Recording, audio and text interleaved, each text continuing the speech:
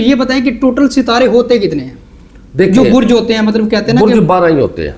NASA कहता है, बहुत बड़ा वो इदारा है साइंस का, वो कहता है कि 13 सितारे हैं। आप उनको कैसे जुटलाएंगे? नहीं, बुर्ज और है, सितारे और हैं।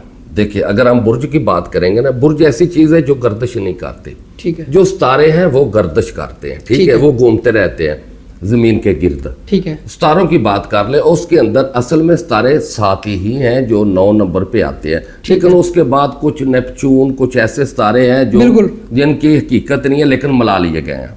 मैं उन्हीं की बात कर रहा हूँ कि नासा ने तो जो मैंने पढ़ा है, जाहिर सी बात है, क्योंकि आपसे जो आपका जो इल्म है वो तो मैं फर्स्ट टाइम आपके सामने। नहीं, हम भी नासा से लेते हैं। ठीक है। हमारे पास जो भी इल्म है ये साइंसी इल्म होता है। बहुत अच्छी बात की, हम साइंस के साथ जा रहे हैं और हम यही माशरे को हकीकत दिखाना चाहते हैं।